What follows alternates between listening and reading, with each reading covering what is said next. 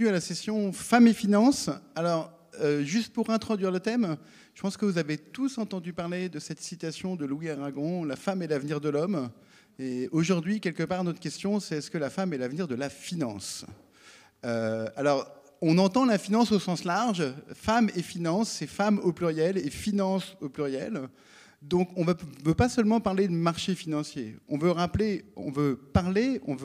que la question financière, c'est aussi une question du quotidien. On a chacun des problèmes de finance au quotidien. C'est aussi un problème de gestion, en fait, dans la collectivité. Donc, ça peut être dans les collectivités locales, au niveau des gouvernements ou dans les entreprises, qu'elles soient petites ou grandes. Et en fait, quelque part, si on réfléchit un petit peu à la question de femmes et finances, comme ça, il y a un plan en deux parties qui vient forcément. Et il y a un premier ensemble d'éléments en fait qui sont des différences de statistiques systématiques dans les comportements. Donc si vous faites des sondages, si vous faites des enquêtes, en fait ce que vous allez observer, c'est que quand vous faites la moyenne de ce qui se passe du côté des femmes et du côté des hommes, en fait vous allez voir des écarts. Il y a même, en fait, c'est résumé dans un très beau papier d'Antoine Reberiou avec deux de ses collègues, où il dit, si on prend une enquête comme l'enquête Pater, qui est une enquête de l'INSEE, en fait, les femmes vont avoir tendance à se déclarer beaucoup plus prudentes que les hommes, et inversement, les hommes vont dire, oh, j'aime l'aventure, j'aime le risque, etc. Alors, est-ce que c'est un stéréotype? Est-ce que c'est un construit? Ça, c'est une partie des questions qu'on a envie d'aborder dedans. Mais vous voyez déjà, et quelque part, en fait, vous en avez entendu parler un peu à bas bruit, en fait, dans ce que vous avez pu lire ou de ce que vous avez pu entendre. Il y a ces différences systématiques. Donc, on part de ce constat, en fait, et on veut interroger ce constat. Et par interroger ce constat, c'est-à-dire un peu essayer de voir d'où ça vient.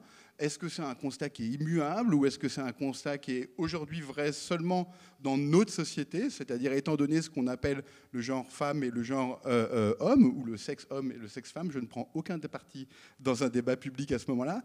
Et puis il y a une deuxième chose qu'on entend tous quand on entend femmes et finances.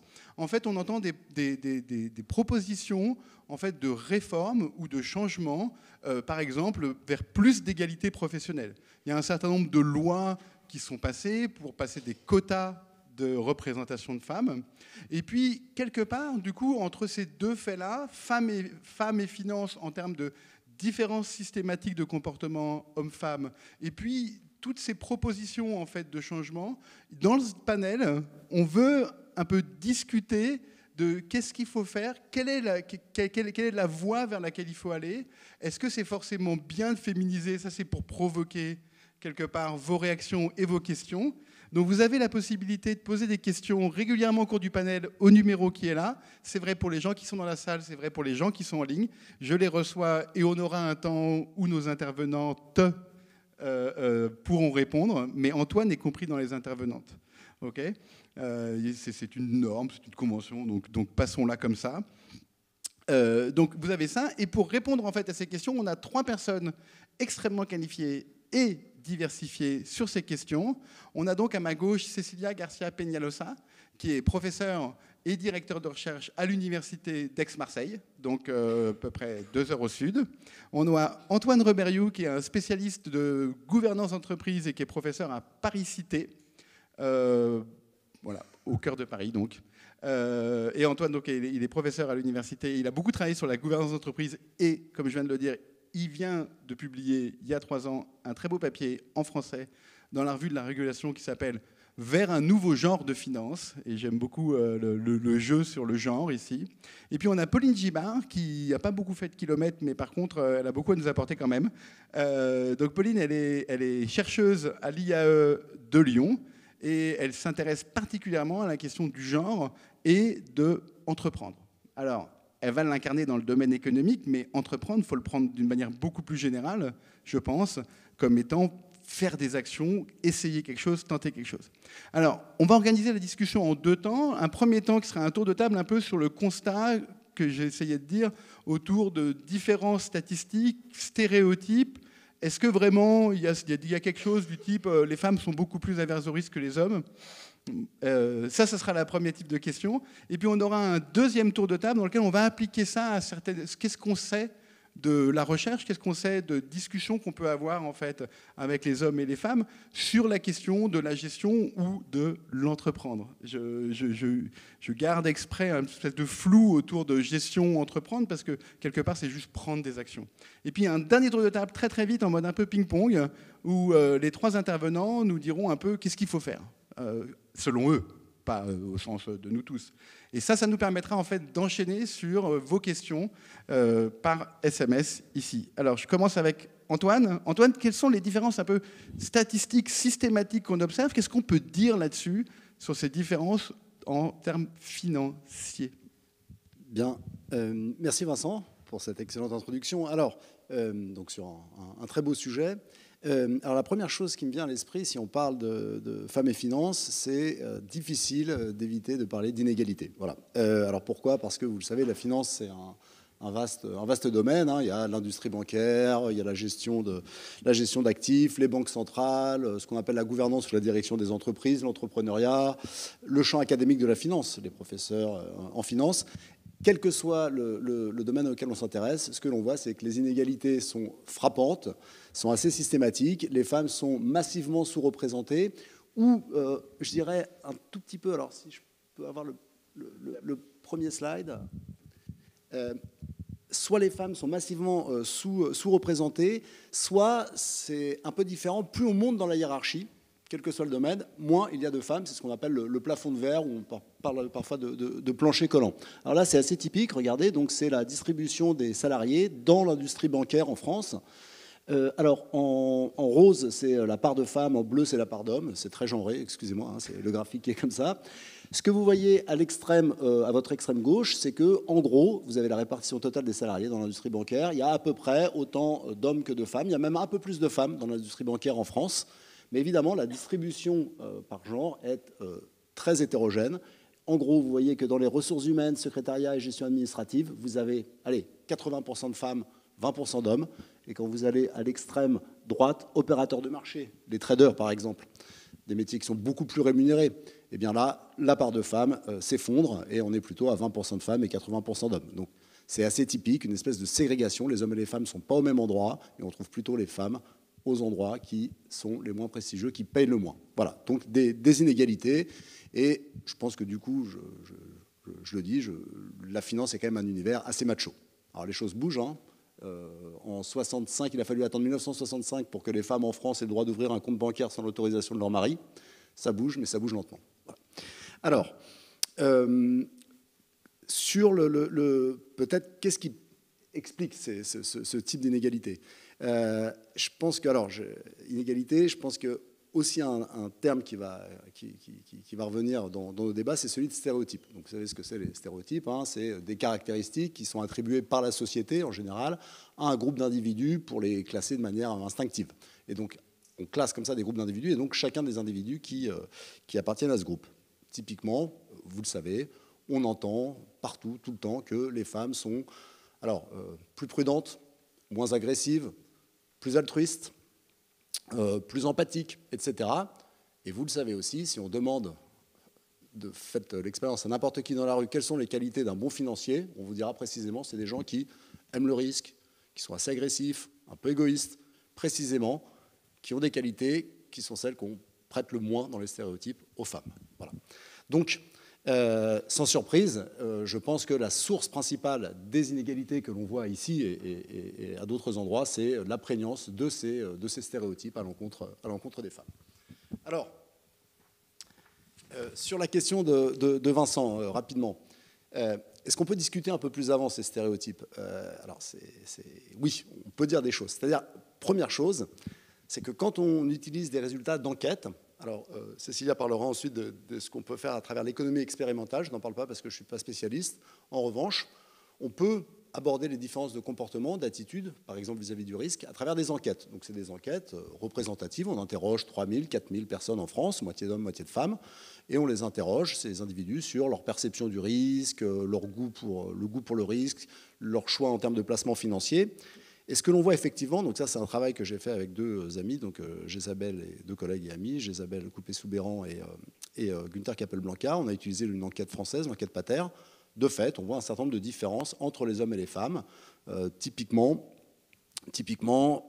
un exemple, alors celui-là, il est assez frappant. Quand on dit que recherchez-vous prioritairement dans votre travail, eh bien, les individus ont le droit de cocher 2 items. Les femmes répondent à 31% être utiles aux autres, alors que seulement 18% des hommes répondent être utiles aux autres. Donc ça irait dans le sens du stéréotype. Les femmes sont d'une certaine manière plus altruistes. Voilà.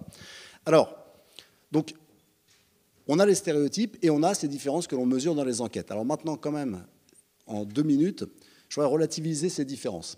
Je voudrais les relativiser parce que, premièrement, elles ne sont pas aussi fortes que ce qui transparaît du fait de la prégnance de ces stéréotypes. Qu'est-ce que je veux dire par là? Si vous prenez la différence de taille en centimètres entre les hommes et les femmes dans un pays comme la France, en gros, alors je le fais un peu comme ça, les hommes 1,75 m en moyenne, les femmes 1,65 m, donc ça fait une différence de 10 cm. Et pour mesurer est-ce que ces 10 cm c'est important, en général on peut diviser, c'est une mesure statistique, le D de Cohen, on divise cette différence entre hommes et femmes, 10 cm, par l'écart type, donc l'écart type à la moyenne de la taille dans la population en général. Donc l'écart type en France de la taille c'est 4 cm, donc vous faites 10 par 4, ça vous fait à peu près 2,5. Un D de Cohen à 2,5, donc ça veut dire que l'écart entre l'homme et la femme en termes de taille est 2,5 fois supérieur à l'écart type dans la population. C'est un écart qui est assez fort. Voilà. Donc on peut dire que les écarts de taille homme-femme dans un pays comme la France sont relativement forts. Aucune étude sur les questions de risque ne trouve des écarts de cet ordre. Lorsqu'écart il y a, les écarts sont faibles. Le D de Cohen est entre 0 et 1. Je vais résumer, ça veut dire que quand même, on n'est pas en train de parler de vénusiennes d'un côté et de martiens de l'autre. Je veux dire, oui, il y a des écarts, mais ces écarts, ils sont quand même faibles. Voilà. Et puis, quand on contrôle d'un certain nombre de choses, quand on regarde, par exemple, pour l'éducation, je ne sais pas moi, l'éducation financière ou d'autres, l'éducation en général, donc quand on contrôle d'un certain nombre de paramètres, on voit qu'en réalité, cet écart dans la perception des risques, l'aversion au risque, etc., la prudence, ces écarts, eh bien, se réduisent considérablement. Typiquement, si on se concentre sur, on peut le faire avec l'enquête Pater, sur les femmes qui ont fait dans leur jeunesse des sports à risque et les hommes qui ont également fait des sports à risque, on voit que là, il n'y a plus aucune différence en termes de perception du risque, de prudence entre ces hommes et les femmes. Voilà. Donc, voilà, des différences qui sont relativement faibles. Après, je ne sais pas, est-ce que il y a cette question que tu as évoquée, Vincent, je ne sais pas si on peut l'aborder ou pas, c'est-à-dire cette question qui agite un peu quand même la littérature, à savoir est-ce que ces différences, je répète, finalement relativement faibles, sont, innées, c'est-à-dire de l'ordre du biologique, ou acquis, c'est-à-dire c'est plutôt donc un produit social. Voilà. Donc peut-être un mot là-dessus. Très vite. Plaisir, ouais. OK, bon, très vite. Alors, en réalité, donc voilà, c'est un débat très classique dans les sciences sociales. Qu'est-ce qui est de l'ordre de l'inné et qu'est-ce qui est de l'ordre de l'acquis? Voilà. Alors, donc le biologique et la société de l'autre côté. Alors, du côté de l'inné, est-ce que finalement le fait que les femmes seraient plus prudentes, est-ce que c'est quelque chose qui pourrait être génétique ou hormonal? Eh bien, en réalité, on a quelques études, pas nombreuses, qui ont creusé cette question, et plus précisément en essayant de mettre en relation le taux de testostérone. Donc, je ne sais pas si vous savez ce qu'est le testostérone. Donc, c'est une hormone qui est sécrétée par les ovaires et les testicules, et qui est davantage sécrétée par les hommes que par les femmes. Et donc, vous avez des études qui cherchent à mettre en relation le taux de testostérone d'un côté et la prise de risque de l'autre, semble montrer que plus la testostérone augmente, plus la prise de risque augmente, ce qui irait dans le sens d'une lecture plutôt biologique des écarts hommes-femmes. Bon, il y a peu d'études, les résultats ne sont pas très convaincants, et puis surtout, ce que l'on sait, et que n'importe quel spécialiste vous dira, c'est qu'en réalité, le taux de testostérone dépend de l'expérience sociale, macrosociale des individus, de l'éducation qu'ont reçue les individus, et donc j'ai envie de dire, essayer de faire sortir le social par la porte, il reviendra par la fenêtre. Voilà. Et donc, quand même, je vais m'arrêter là-dessus, il y a un très grand accord parmi la communauté des chercheurs sur ces questions pour dire que les identités féminines et masculines, c'est quand même, pour l'essentiel, des construits sociaux, du coup, qui sont intégrés par les individus eux-mêmes. C'est-à-dire, ça explique que quand on interroge des femmes et des hommes dans des enquêtes, celles qu'on a évoquées précédemment, eh bien, on trouve en effet que les femmes ont une plus grande aversion au risque. Donc, c'est des construits sociaux, mais qui nourrissent les stéréotypes.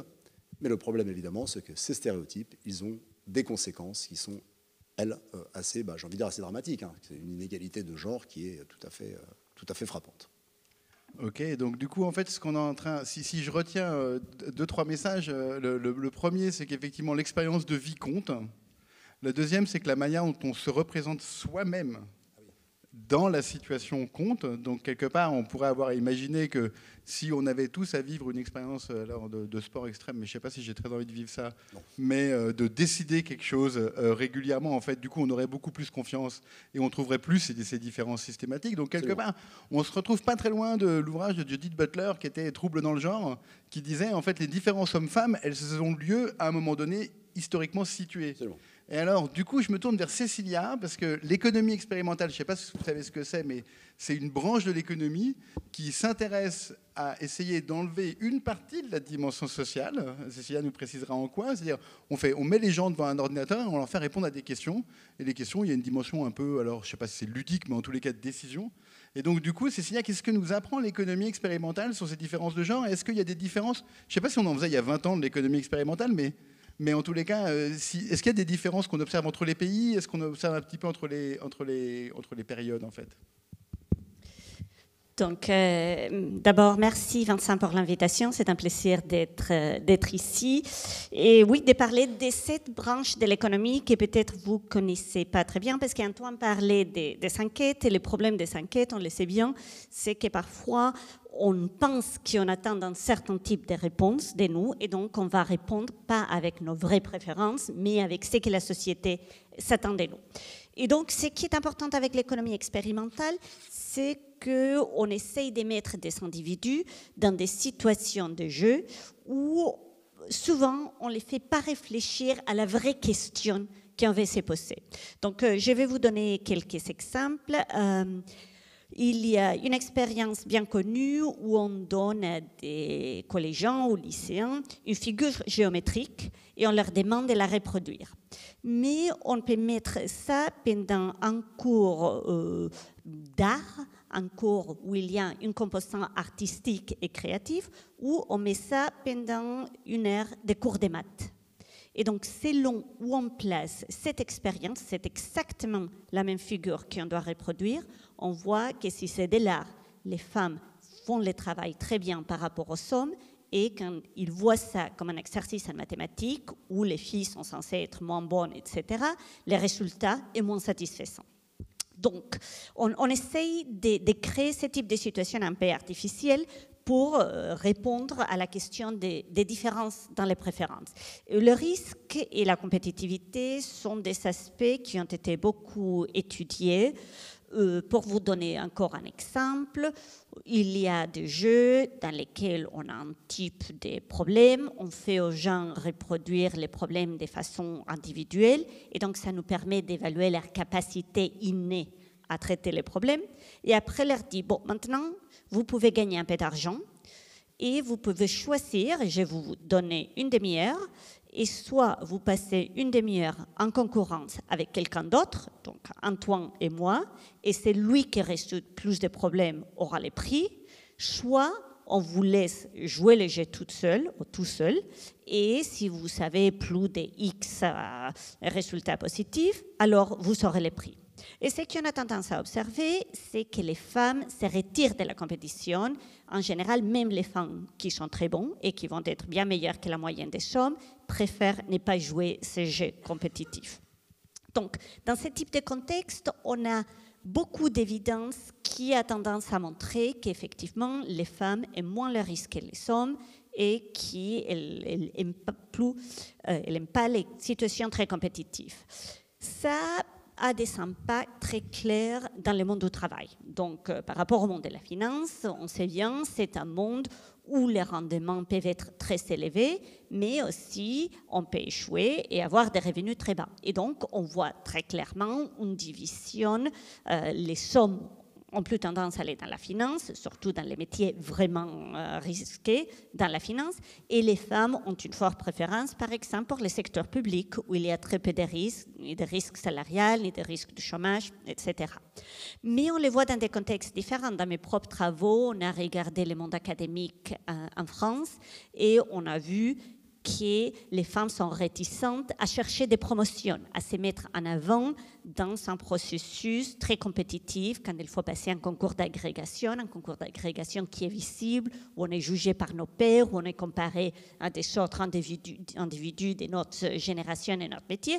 Et donc, les femmes sont réticentes à chercher ce type de promotion dans les situations concurrentielles. Donc les différences sont là, elles sont très mises en évidence, elles semblent avoir des impacts sur les carrières.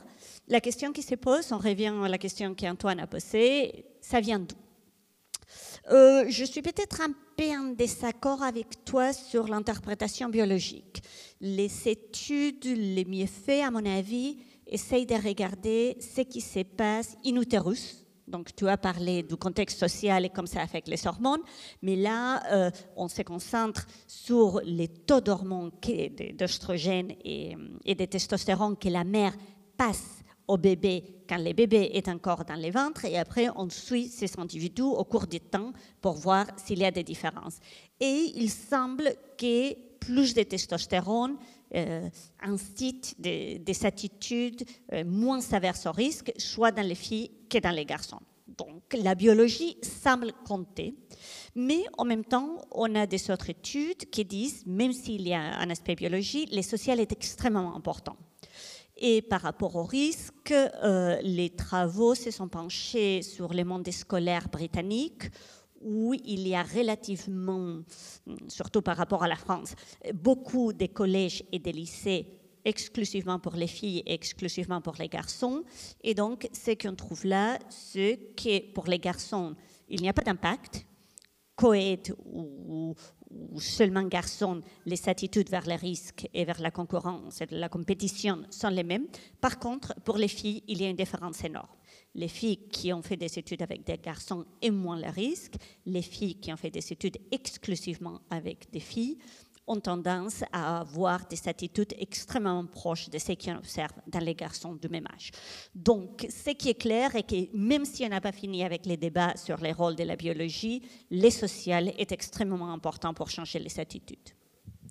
Merci beaucoup. Et c'est passionnant. Ça va nous amener évidemment à la question de est-ce qu'on préfère un monde de coopération ou un monde de concurrence? Alors, concurrence, c'est peut-être un mot qui est marqué trop d'un côté. Donc, du coup, je vais prendre l'équivalent politique qui serait l'émulation, où là, c'est beaucoup moins chargé. Et je pense que derrière, ça sera la deuxième partie de notre table ronde. C'est effectivement de discuter cette partie-là. Mais avant ça, j'aurais demandé à Pauline un peu qu'est-ce qu'on sait du rapport des femmes à l'argent. Alors, l'argent au sens... alors, on sait plein de choses au sens, si on fait Google, enfin, si on cherche sur un moteur de recherche, pardon, quelque chose sur le rapport à l'argent, on va tomber sur le fait que les femmes sont surreprésentées dans les ménages surendettés. Ça, on sait que ça vient en partie du fait qu'il y a beaucoup de familles monoparentales qui ont en fait un chef de famille, enfin le chef de famille qui est une femme. Dans l'article d'Antoine, il y a des choses sur l'épargne qui sont des différences systématiques dans la manière d'épargner au quotidien. Hein, je parle vraiment. Donc ça va rejoindre un peu. Vous voyez, quelque part, je suis en train de vous dire, si on mélange ces mots-là avec ce que vient de raconter Antoine et Cécilia, en fait, quelque part, on est en train de se dire, tiens, il se passe quelque chose. Mais alors, du coup, qu'est-ce qu'on observe aujourd'hui, Pauline, sur un peu le rapport des femmes à l'argent, la levée de fonds, l'emprunt, l'investissement même, parce que l'investissement, c'est aussi des questions de finances? Merci beaucoup. Dans un premier temps, déjà j'abonde dans ce qui a été dit sur la question de la construction sociale du genre, sur la question de la biologie. Il faut savoir qu'en sciences de gestion, c'est aussi au cœur de nos problématiques. Alors en entrepreneuriat, en ressources humaines, en marketing, en comptabilité, en finance et dans des champs interdisciplinaires. On a parlé de Judith Butler, par exemple. Donc c'est vraiment dans ma thèse la question de doing gender, donc faire le genre, qui va au-delà justement d'étudier le genre, de comprendre aussi en quoi tous et toutes, parce que le genre n'est pas une question que de femmes, on en discute beaucoup du genre du côté seulement féminin, mais il y a beaucoup de recherches qui sont faites aussi sur la question de la masculinité, les stéréotypes sur la masculinité et les impacts que ça peut avoir aussi dans des professions comme la finance notamment. Et il faut savoir aussi le genre, au-delà de la question de la construction, on peut aussi l'utiliser comme une performance du genre. Donc doing gender, refaire, défaire, refaire le genre. Et ça, par exemple, dans ma recherche, c'est aussi quelque chose que je vois avec des femmes entrepreneurs qui choisissent spécifiquement de performer le genre dans une stratégie, notamment d'aller chercher de l'argent, donc de correspondre à des caractéristiques stéréotypées parfois pour jouer en leur faveur dans une recherche de financement, ou à l'inverse de jouer donc de défaire le genre et d'aller aller activer des stéréotypes autres, plutôt avec des stéréotypes justement et plutôt masculins dans ces cas-là. Donc il faut savoir aussi que le genre, ça peut être une perspective aussi stratégique et de performance également. Peut-être, alors pour faire déjà un seul chiffre ici sur l'entrepreneuriat des femmes en France, puisqu'on parle beaucoup d'entrepreneuriat, mais c'est vrai qu'on n'a pas nécessairement les chiffres en tête. En France, en 2022, on avait en France donc 33,5% des entrepreneurs qui étaient des femmes. Donc il faut savoir que c'est un chiffre qui a beaucoup évolué depuis des dizaines d'années. On imagine que les choses ont quand même fortement évolué dans le bon sens. C'est un chiffre qui quand même est en train de stagner depuis quelques années. Alors il y a aussi, on a quand même une période Covid, une période d'inflation, des difficultés qui impactent, on le sait, plus les femmes notamment qui peuvent parfois plus rapidement tomber dans la pauvreté, notamment après des exercices de vie difficiles. Et aussi sur l'entrepreneuriat, point important quand même à avoir en tête, c'est que les femmes se lancent plus dans l'entrepreneuriat pour des questions de nécessité. La nécessité, c'est quoi? Ça peut être par exemple avoir des difficultés à trouver un emploi après un licenciement, de revenir au travail après un congé parental.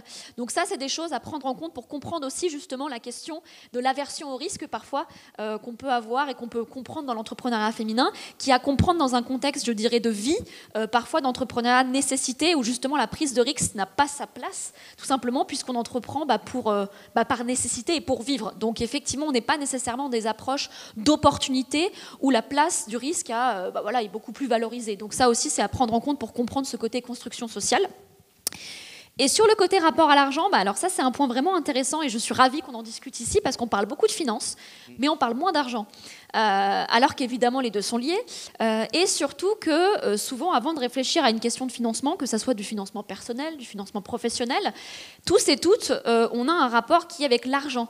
Donc on peut parler de l'argent de poche, on peut parler de rémunération, de plein de choses, et l'argent il est dans nos vies depuis le début, qu'on en ait ou qu'on n'en ait pas, qu'on ait des difficultés avec ou pas. Et en fait, alors un petit peu moins dans l'économie et dans la gestion, mais dans d'autres champs disciplinaires comme la sociologie, l'argent il est reconnu comme quelque chose qui dit beaucoup de nous.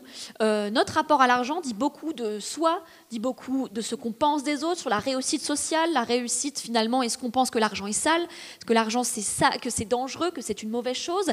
Et ça peut-être, alors point quand même, on est dans un contexte français assez particulier, où l'argent est quand même tabou, on le sait. On parle moins d'argent, on parle difficilement d'argent entre nous. On a beaucoup d'études IFOP notamment qui montrent que souvent les gens mentent sur leur rémunération, quand on en discute même à un repas de famille ou des choses comme ça. Alors des fois en gonflant un petit peu les chiffres, parfois en les minimisant, il y a beaucoup de comportements. Et évidemment, les femmes ne font pas exempt de ce constat-là, voire quand même les recherches montrent que les femmes parlent encore moins d'argent. Et ça, il y a quand même un rapport paradoxal parce que souvent, notamment dans la sphère familiale, c'est elles qui sont à la charge et à la gestion des finances du foyer. Donc en fait, elles en parlent moins dans la sphère professionnelle, mais pourtant, c'est elles qui gèrent justement la plupart du temps les finances du foyer. Et ça, un point quand même important dans la question du rapport à l'argent et qui va au-delà finalement du côté gestion à l'argent, ça va en lien avec la question donc, d'aller chercher des opportunités au travail. On sait que les femmes entrepreneurs et les femmes aussi ont plus de difficultés à aller chercher de l'argent. Donc chercher de l'argent, c'est quoi? C'est par exemple aller demander une augmentation. On sait, alors c'est pas nécessairement parfois, l'idée c'est qu'elles ne se sentent pas en confiance pour le faire ou qu'elles ne pensent pas avoir les capacités. Alors qu'on sait notamment que les femmes entrepreneurs sont plus diplômées que les hommes entrepreneurs. Alors certes, parfois dans des champs disciplinaires différents, mais c'est quand même quelque chose qui est troublant et on voit ici la perception de soi et l'identité de soi qui impacte énormément justement ce qu'on va faire ou pas. Et point aussi peut-être alors intéressant, alors on l'a dit, il y a la question historique sur la date de 1965 qui est quand même à rappeler sur la question de l'émancipation financière totale des femmes en France. J'aimerais revenir sur un autre point qui est aussi intéressant en France, c'est la question de l'argent de poche, qui est un peu finalement un héritage qu'on a. On a un rapport, une étude qui a été faite par PixPay. PixPay, peut-être certains d'entre vous connaissent, c'est une application qui est dédiée aux parents pour gérer l'argent de poche de leurs enfants, de leurs adolescents. Et ce rapport a montré qu'à l'heure actuelle en France, on a un écart donc, sur les 16-18 ans de 120 € entre les adolescents et les adolescentes dans justement l'argent de poche qui leur est donné. Alors ça, évidemment, les parents, la plupart du temps, n'ont pas une volonté de discriminer leur adolescente, hein, évidemment. Souvent, c'est quoi? C'est que les adolescents négocient beaucoup plus et demandent beaucoup plus d'argent de poche. Donc en fait, on se retrouve avec un écart qui se crée avec des comportements où on n'a pas nécessairement habitué les petites filles, les adolescents à demander, à aller chercher de l'argent et finalement se faire, se positionner en tant que demandeuse. Et ça, c'est quelque chose qu'on retrouve dans l'entrepreneuriat, hein. Pour conclure peut-être là-dessus, sur l'entrepreneuriat, alors on a un constat assez important sur la question de la demande de financement qui est au cœur de mathématiques, c'est que les femmes entrepreneurs alors, ont les mêmes besoins que les hommes entrepreneurs en termes de financement la plupart du temps, voire plus, puisque souvent elles ne veulent pas faire appel à l'argent du foyer, elles ont du mal à considérer leurs finances propres comme de l'argent à soi, et souvent donc du coup elles ne veulent pas risquer l'argent du foyer, donc elles ont besoin de plus d'argent pour démarrer. Mais paradoxalement, elles demandent des sommes moindres, moins souvent, et elles vont faire appel à des formes de financement plus informelles. Donc souvent, la banque fait peur, l'ouverture au capital peut faire peur, et ça, justement, les recherches montrent qu'on est beaucoup plus dans une construction genrée du rapport à l'argent, du rapport à soi, avec donc du coup stéréotypes aussi hein, qu'on peut avoir, qui aussi ont un impact sur les femmes entrepreneurs elles-mêmes dans leur comportement, et aussi parfois justement des questions, on appelle ça donc les entrepreneurs découragés, nous dans la demande de financement, l'idée que les femmes entrepreneurs parfois elles-mêmes s'auto-sabotent dans le sens où elles vont limiter volontairement leur demande de financement, voire ne pas aller chercher du financement pour anticiper un potentiel refus. Donc ça, c'est quand même un point qui est extrêmement important dans la question du financement, c'est de se dire que au-delà de la question de l'offre de financement en France, on a de l'argent, on soutient l'entrepreneuriat de plein de façons, et notamment l'entrepreneuriat féminin. L'enjeu du souci se trouve vraiment plutôt du côté des demandes de financement qui sont, elles, particulièrement genrées et qui ne font pas référence à une approche biologique et des compétences qui ne seraient pas là, parce qu'évidemment, les femmes entrepreneurs ont plein de compétences, notamment en finance, mais plutôt des perceptions de soi et de ces compétences qui sont ici très différentes. Donc on serait un peu à un moment donné de la société où, en quelque sorte, tu es en train de nous suggérer, en tous les cas j'entends, mais c'est peut-être pas ce que tu dis, qu'en fait la manière dont on remplit une demande de financement, c'est donner beaucoup d'informations sur soi, en fait, c'est faire quelque part, j'ai envie de dire, de la promotion de soi. Et donc en fait, en quelque sorte, les questionnaires étant genrés ou les dossiers de financement étant genrés, en fait, on se retrouve avec des inégalités en fait, d'accès au financement. Et c'est un peu ça ce que tu es en train de... Oui, dans l'idée, alors il y a aussi la question du menace du stéréotype, je pense qu'on l'étudie aussi beaucoup en économie. Et oui, l'idée en fait que souvent on a tendance... Alors c'est marrant parce qu'on parle beaucoup des femmes entrepreneurs comme des personnes parfois qui n'ont pas confiance en elles, mais à l'inverse, je trouve qu'on ne discute pas beaucoup de la surconfiance à l'inverse des hommes entrepreneurs parfois. De la question, on va beaucoup en fait pointer du doigt l'entrepreneuriat féminin avec une comparaison directe, donc unilatérale par rapport aux hommes, mais on discute peu aussi des implications d'être en surconfiance de soi, d'aimer le risque, et en fait on va souvent dévaloriser l'entrepreneuriat féminin, alors qu'honnêtement je pense qu'être prudente en termes de financement n'est pas nécessairement un problème en soi, et c'est quelque chose aussi, je pense, qu'on valorise des capacités qui ne sont pas nécessairement aussi parfois toujours dans le bon sens des choses. Et effectivement, les dossiers, la façon dont on va pitcher son projet, il y a beaucoup d'études qui sont faites sur la façon dont on pitch son projet, où une femme entrepreneur en fait va pas nécessairement être en sous-confiance ou en manque de confiance, mais juste va vendre quelque chose qui est dans la réalité, sans artifice particulier. Et ça va justement la sous-évaluer, puisque on va être habitué à des pitchs, comme on connaît tous, hein, très entrepreneurial, très Startup Nation, qu'on peut les appeler parfois. Et ça, c'est vrai qu'effectivement, c'est quelque chose qu'elles font moins, mais je pense que ce n'est pas nécessairement un souci et qu'on devrait aussi re-questionner l'autre côté de la situation pour avoir quelque chose de plus clair, finalement, des deux côtés. Tu as fait la meilleure transition vers la deuxième partie de notre table ronde. La deuxième partie, c'est « Ok, mais alors, comment on invente le futur ?» Et puis, je pense qu'il n'y a pas trop de différence de genre pour dire que le présent, on n'en est pas toujours satisfait. En tous les cas, il y a des dimensions du présent qu'il faut arriver à changer. Et alors là, j'aimerais Enfin, j'aimerais. En tous les cas, moi, les questions que je me pose, je vais dire ça comme ça, et vous commencez à poser des questions. Dans une vingtaine de minutes, on passe en pleine interaction. La première qui me vient en t'écoutant particulièrement, Pauline, et en discutant sur cette question de l'information, c'est que quelque part, moi, j'ai toujours vu les questions financières comme des questions d'information l'information. Après tout, si on a de l'argent ou si on est directement dans des questions financières, il y a toujours une information à donner sur soi, en fait. C'est vrai pour la question de l'argent de poche. En général, les parents sont, comme tu l'as dit, dans une négociation dans la question de l'argent de poche. Et donc, en tant qu'enfant, quand on a besoin de négocier, ou en tant que parent, quand on négocie, en fait, quelque part, on échange de l'information sur mais ça va servir à quoi cet argent ? Qu'est-ce que tu veux en faire ? Est-ce que tu es sage ? Est-ce que tu vas être bien ? Est-ce que tu vas l'utiliser pour des choses qui sont mal ? Et donc ça, cette dimension qu'on a tous un peu vécue si on a eu de l'argent de poche, en fait, quelque part, on peut la généraliser jusqu'au marché financier. En fait. Les marchés financiers sont d'énormes systèmes pour échanger de l'information sur les entreprises, la qualité des femmes entrepreneurs, etc. Et comme tu le suggères, le fait d'être prudent est sûrement en matière d'information quelque chose de très important. C'est pas avec le métier que j'ai qui implique beaucoup de prudence que j'aurais du mal à être en désaccord avec toi là-dessus. Mais alors du coup, si on veut inventer le futur, c'est quoi le bon futur ? Est-ce que c'est alors, je ne veux pas anticiper sur la table ronde, mais est-ce que c'est juste de féminiser tout et d'arriver à 50-50-50, un peu 50% partout en ce qui concerne le graphique qu'on avait, qu'Antoine nous a montré, c'est-à-dire, quelque part, à chaque fois qu'on aura un homme qui arrivera, on dira, bah oui, mais il faut que tu arrives avec une femme, ce sera quand même beaucoup plus simple. Donc ça serait un monde futur.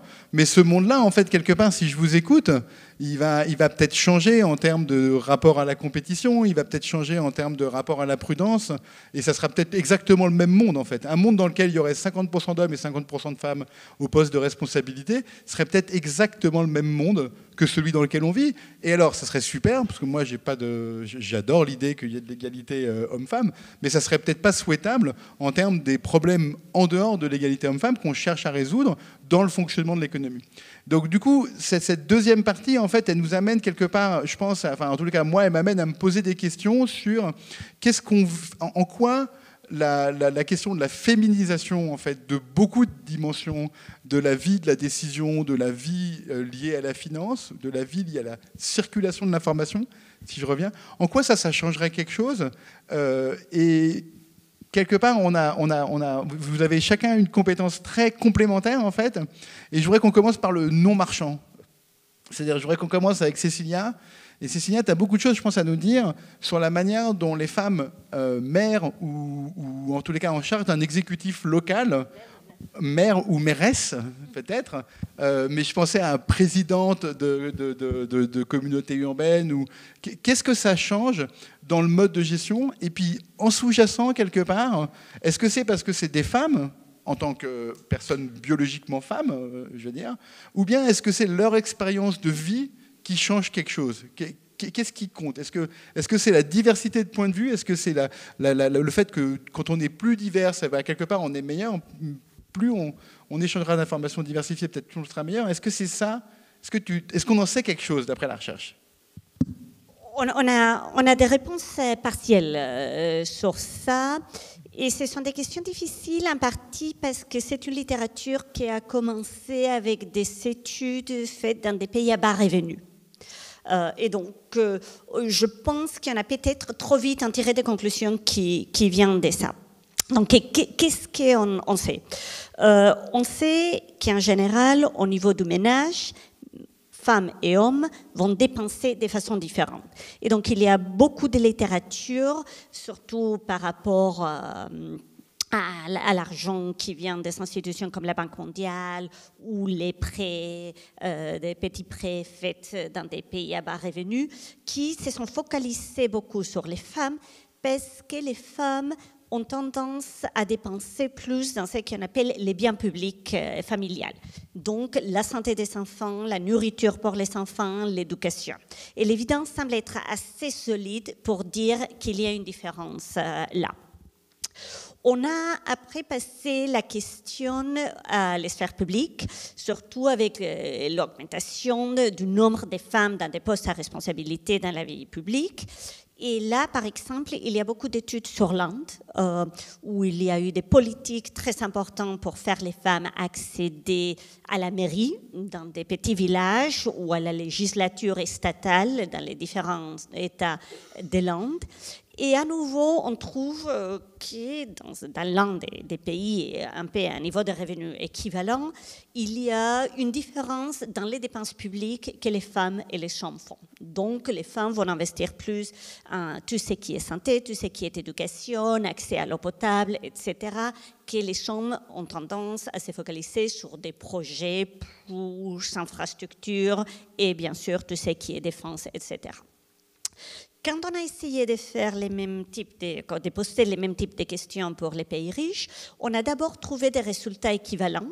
Les femmes dans des postes à responsabilité politique vont dépenser plus en éducation et en santé, mais ça semble venir de ce qu'on appelle en économie un effet de sélection. Ce sont les communes ou les circonscriptions qui ont tendance à vouloir plus de redistribution, plus de santé, plus d'éducation, qui vont élire des femmes. Et donc, il a fallu trouver des façons un peu malignes de faire des expériences pour voir comment les hommes et les femmes comparables vont prendre ce type de décisions. Et la conclusion aujourd'hui pour les pays riches est qu'au niveau des dépenses, il n'y a pas de différence quand on a des hommes et des femmes comparables. Ils ont la même tendance à dépenser l'argent dans les différentes catégories, mais il semble avoir quand même des différences importantes. Une est le type de questions que les femmes posent dans une législature ou dans la commune.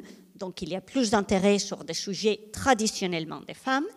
Et l'autre question, et là on peut revenir à ça, c'est qu'on semble trouver moins de corruption quand il y a plus de femmes dans des postes à responsabilité politique. Donc, qu'est-ce que ça veut dire sur ta question d'un monde avec des femmes, 50% de femmes, 50% d'hommes? Je pense que ce qui est important en revenant à ce qu'on disait avant, c'est que ces types de comportements politiques ne sont pas exclusivement liés au genre. Et il y a des études qui ont regardé comment se comportent les hommes politiques selon s'ils sont des filles ou pas. Et donc, aux États-Unis comme en France, on voit que les comportements des hommes politiques qui ont des filles vont être beaucoup plus proches de celles qu'on trouve chez les femmes. Donc, quelque chose là nous dit que ce n'est pas purement biologique, qu'il y a beaucoup qui vient du contexte social et des normes sociales qu'on a autour de soi. C'est très intéressant. Donc, Donc, j'arrête de parler, je passe la parole à Antoine. Alors, Antoine, lui, je l'ai dit au départ, c'est un spécialiste de gouvernance d'entreprise. Gouvernance d'entreprise, c'est une manière d'organiser, pour ceux qui ne sont pas économistes, c'est une manière d'organiser des rapports de pouvoir et des prises de décision au sein de l'entreprise. Donc, c'est plutôt dans les grandes entreprises. Ouais. Et il y a eu plein d'initiatives qui ont été prises en matière législative. Moi-même, j'ai du coup travaillé avec des chefs et ça m'a rendu très heureux. Mais du coup, je voudrais savoir, Antoine, qu'est-ce qu'on sait statistiquement en moyenne, plus que mon expérience ou notre expérience personnelle? Alors, on a évoqué tout à l'heure la question du plafond de verre. Donc, plus on monte dans la hiérarchie, notamment des entreprises privées, moins il y a de femmes. Et donc, d'une certaine manière, assez logiquement, si on se concentre à l'extrémité de la hiérarchie, c'est-à-dire au niveau des conseils d'administration, au niveau des dirigeants, alors peut-être que je pourrais avoir Voilà, très bien. Voilà. Quand on se concentre vraiment sur l'extrémité de la hiérarchie dans les entreprises, eh bien, sans surprise, les inégalités de genre sont absolument massives. Alors là, peut-être, je vais être barbant pendant 20 secondes, mais ça aide à cadrer les débats, sinon on parle de choses qu'on comprend assez mal. Ici, vous avez typiquement le contrôle de la gouvernance des grandes entreprises françaises ou américaines, c'est la même chose, qui sont des sociétés anonymes. Hein, si vous prenez Renault, BNP Paribas, etc., c'est toutes des sociétés anonymes. Et ces sociétés anonymes, voilà comment ça marche, c'est toujours la même chose. Le cœur du contrôle, le cœur du pouvoir dans une société anonyme, contrairement à ce qu'on pourrait penser, ce n'est pas les actionnaires, ce n'est pas la direction générale, le directeur général ou le PDG, c'est le conseil d'administration. Donc c'est cette espèce de rectangle bleu ici. Et donc un conseil d'administration, c'est quoi? C'est un organe qui rassemble, allez, en moyenne pour les grandes entreprises, une quinzaine de personnes, 14, 15, 16 personnes, et qui est en charge, du fait du droit des sociétés, le droit des sociétés confie à cet organe, eh bien, tout simplement la définition de la stratégie. Donc les grandes orientations stratégiques des entreprises, c'est pris par cet organe de 14, 15, 16 personnes et qui ensuite délègue la mise en œuvre de la stratégie qui a été définie à un DG, un directeur général. Le directeur général ne définit pas la stratégie, il la met en œuvre et il se fait aider d'autres dirigeants de ce qu'on appelle les COMEX. Voilà. Donc si on veut vraiment comprendre le cœur du pouvoir dans ces grandes entreprises, il faut s'intéresser au conseil d'administration et puis au PDG ou au DG qui met en œuvre la stratégie. Et là, si on s'intéresse à ça, quels que soient les pays, alors on va faire un petit exercice de pensée, on va reculer de 13-14 ans, 2010, je pense que vous étiez tous nés ici. En 2010, vous mettez en France, vous regardez la composition de ces conseils d'administration en termes de genre, eh bien c'est absolument frappant. Le conseil d'administration de Renault, le conseil d'administration de BNP Paribas, c'est 14 hommes cravatés, une femme. Voilà, c'est moins de 10% de femmes. Et ça ne bougeait pas depuis au moins 30 ans. Donc c'était vraiment des univers, mais massivement masculins. Alors, évidemment, ça pose des questions. La première question que ça pose, je veux dire, sans même parler des conséquences économiques, de quel monde on attendrait d'une féminisation accrue de ces conseils d'administration, la première évidence, c'est que c'est profondément injuste, enfin ça choque, je veux dire, de voir que ces grandes décisions stratégiques sont prises par des organes à ce point déséquilibrés, eh bien, dès qu'on a un minimum d'idéal égalitaire, c'est choquant. Voilà. Ça, c'est la première chose. Il y a également la question de qu'est-ce qu'on pourrait attendre d'une féminisation accrue de ces organes. Alors, c'est important d'en parler parce que je pense que ça reviendra peut-être dans la troisième partie, temps d'échange de notre table ronde. En réalité, je vous ai dit, ça en 2010, moins de 10% de femmes, en France comme en Allemagne, comme aux États-Unis. À l'heure actuelle, en France, on en discutera peut-être tout à l'heure, on est plutôt à 40%. Donc en 10 ans, il s'est passé quelque chose.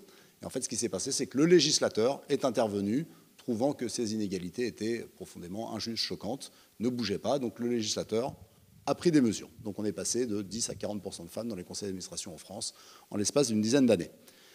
Au nom d'un idéal égalitaire, bien sûr, mais aussi peut-être également en espérant que ceci pourrait, je ne sais pas, c'est ce qu'a dit Vincent et c'est ce qui a été évoqué par Cécilia, ceci pouvait peut-être éventuellement, finalement, réorienter, changer substantiellement la gouvernance, la gestion de ces grandes entreprises. Si en effet, les femmes sont d'une certaine manière moins égoïstes, sont plus altruistes, ont des comportements moins risqués, et si elles parviennent aux commandes de ces grandes entreprises à travers le conseil d'administration, eh bien, on pourrait imaginer que ceci pourrait faciliter, je ne sais pas moi, bien, un mode de développement plus soutenable, la transition écologique. Ça ferait des conseils d'administration qui seraient, je ne sais pas moi, qui seraient plus soucieux des externalités négatives en termes de pollution, par exemple, en termes de dégâts environnementaux. Donc, on a l'idée peut-être aussi que la féminisation, c'est évidemment un idéal en soi, mais c'est aussi peut-être une manière d'avancer vers cette transition écologique et sociale que l'on souhaite tant, j'ai envie de dire. Alors, en réalité, c'est une question qui est assez ouverte, et ça a été évoqué par Cécilia. Alors, c'est une question qui est assez ouverte. Alors, peut-être si on peut aller juste sur le slide d'après. Alors, celui d'après encore, ouais, excusez-moi. Vous avez ici, là, une citation de Christine Lagarde, donc, que vous connaissez tous, hein, donc président du FMI, donc, qui disait en 2010... De la Banque Centrale Européenne maintenant, si je peux me permettre. Oui. À l'époque, elle était au FMI. Absolument, absolument. Alors, Christine Lagarde avait pris position dans ce débat. La féminisation du contrôle ou de la gouvernance des entreprises pourrait changer substantiellement les choses. Elle avait pris parti dans ce débat de la manière suivante en formulant ce qu'on a appelé la Lehman Sisters hypothesis, l'hypothèse Lehman Sisters. Donc vous connaissez, hein, Lehman Brothers, c'était la banque d'investissement américaine qui était un petit peu au cœur des dérives liées à la crise des subprimes, à cette titrisation extrêmement agressive. Elle avait dit la chose suivante: If Lehman Brothers had been Lehman Sisters, today's economic crisis clearly would look quite different. Donc l'idée que si plus de femmes avaient été aux commandes à l'époque, eh bien peut-être on aurait pu éviter ces crises. Voilà. Donc ça rentre bien dans le cadre du débat précédemment évoqué. Alors, en réalité, j'ai envie de dire que si on regarde, alors c'est le problème souvent avec l'économie et l'économie appliquée, si on regarde les études, j'ai envie de dire que vous avez à peu près autant d'études qui montrent que, d'études statistiques, économétriques, il y a à peu près autant d'études qui montrent qu'avoir des femmes aux commandes change les choses en termes de prise de risque, en termes d'intégration des externalités négatives, en termes de ressources humaines, de gestion des ressources humaines, que d'études qui montrent que finalement, ça ne change pas grand-chose. Voilà. Et alors, comment expliquer ce fait qu'il n'y ait pas de consensus pour l'instant dans la littérature ? Je me dis que il faut peut-être revenir à la question qui est essentielle. Donc on avait parlé des stéréotypes, mais également derrière ces différences de préférences, de valeurs. Cette littérature qui nous dit que, la Lehman Sisters hypothesis, qui nous dit que plus de femmes changeraient la direction des entreprises, fait l'hypothèse que les femmes aux commandes, les femmes au pouvoir, les femmes dans les conseils d'administration auraient des valeurs, des attitudes différentes des hommes. Eh bien, en réalité, c'est pas si simple. C'est pas si simple. Alors pourquoi ? Très rapidement, et puis je vais terminer. Vous avez des études très intéressantes. Donc, alors là, c'est une étude qui a été faite par une collègue, Renée Adams, sur des données suédoises. Alors, Renée Adams, elle a commencé par interroger, c'est des enquêtes représentatives, exactement du même ordre que celles que j'évoquais précédemment. Elle interroge des hommes et des femmes en Suède, la population en général, des Suédoises et des Suédois. Et ce que l'on retrouve, donc elle les interroge sur la manière dont elles valorisent la prise de risque, les traditions, l'altruisme, etc. On retrouve exactement ce que l'on a dit précédemment. En moyenne, les femmes apparaissent plus prudentes, plus altruistes que les hommes. Ça, c'est dans la population suédoise en général. Et puis ensuite, elle a refait la même enquête, mais sur une population extrêmement sélectionnée, puisqu'elle a fait cette enquête sur le millier, à peu près, le millier d'administratrices et d'administrateurs des sociétés, des grandes entreprises suédoises. Donc vous réinterrogez les administratrices et les administrateurs suédois exactement sur les mêmes dimensions. Comment valorisez-vous le risque, l'altruisme, etc. Et là, les choses sont assez frappantes. Eh bien, les choses se retournent complètement parce que, au sein de la population des administratrices et des administrateurs suédois, les femmes, les administratrices, sont beaucoup plus risk-lovers, valorisent bien davantage le risque par rapport aux hommes. Il y a un retournement. Voilà. Et donc, ça pose beaucoup de questions. Alors, comment expliquer ce retournement ? J'ai envie de dire, on voit bien pourquoi. Quelle est la différence entre une population générale des Suédois et des Suédoises et la population des administratrices et des administrateurs en Suède ? C'est que pour devenir administratrice, administrateur et administratrice, en l'espèce, on a été ultra sélectionné. Il y a des processus. Voilà, il faut vraiment rentrer dans la compétition. Il faut, d'une certaine manière, pour arriver à ce niveau-là, montrer, faire preuve, j'ai envie de dire, peut-être encore plus d'égoïsme. Il faut surexagérer dans ces valeurs traditionnelles de la finance très, très masculines. Et donc, finalement, la population qui se retrouve aux commandes, la population féminine qui se retrouve aux commandes, sans surprise, ont des valeurs qui sont proches de celles des hommes, voire même en termes de prise de risque, qui sont encore davantage exacerbées. Voilà.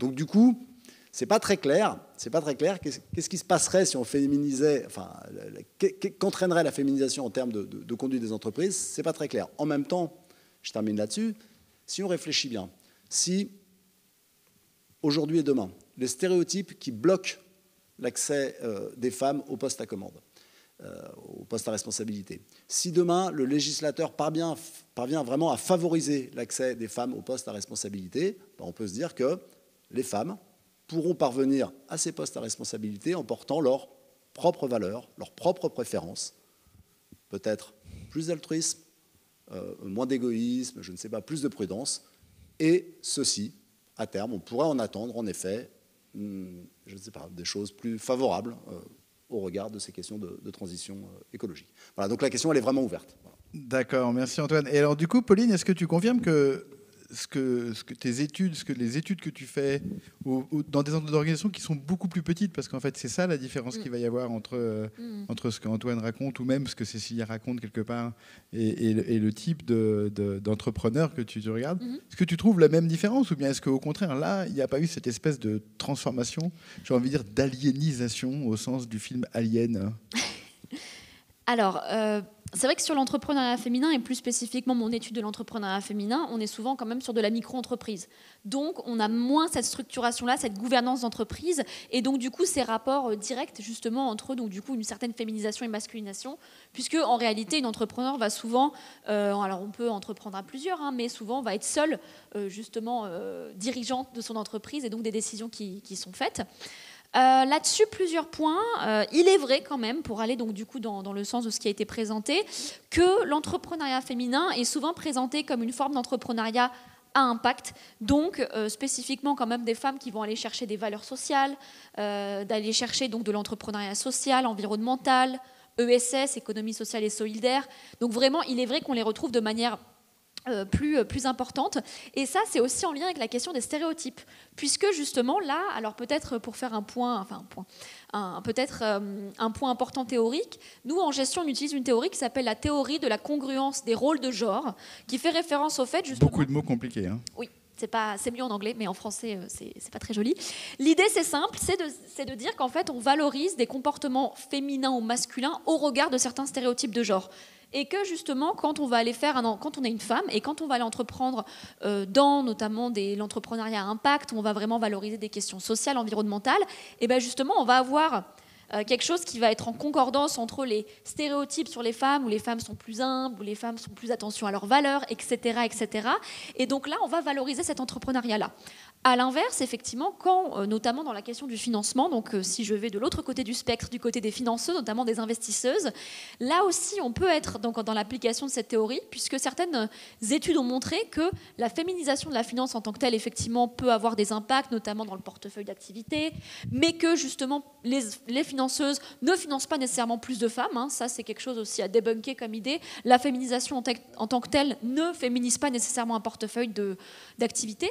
Cependant, point important, alors pour les investisseuses, et alors là, malheureusement, elles en sont victimes, les investisseuses peuvent être victimes ici de stéréotypes de genre où on va leur reprocher à l'inverse quand elles ont des stéréotypes qui sont floqués plutôt de manière masculine, à savoir donc d'être dans la prise de risque, d'aller chercher donc des secteurs plutôt principalement masculins, on va leur reprocher de ne pas se comporter finalement comme leurs stéréotypes de genre donc du coup les définissent. Et là justement, on va voir qu'il y a une dévaluation donc du coup de leurs capacités. On va dire qu'elles évaluent mal les projets, qu'elles n'ont pas finalement l'œil pour aller financer un projet ou un autre. Donc, en fait, tout ça, au-delà de la féminisation d'un secteur ou d'un autre, que ce soit de l'entrepreneuriat ou du côté de la finance, s'il n'y a pas une déconstruction de ces stéréotypes de genre et des implications pour l'entrepreneur en elle-même, pour soi, donc les représentations qu'elle peut avoir d'elle-même, ou du côté de l'investisseuse qui va se retrouver épris finalement dans un rôle qui n'est pas le sien, parce que fort heureusement, on n'est pas seulement défini par ces stéréotypes de genre, heureusement. Et c'est vrai que là-dessus, ça a effectivement des impacts, mais que oui, effectivement, le fait de féminiser un secteur, que ce soit l'entrepreneuriat ou la finance, peut avoir un impact, mais je pense qu'il ne faut pas encore une fois s'intéresser qu'à ça que par ce prisme. Nous, par exemple, en entrepreneuriat, maintenant, on valorise les recherches intra-genres. Donc, qu'est-ce qu'on appelle des recherches intra-genres ?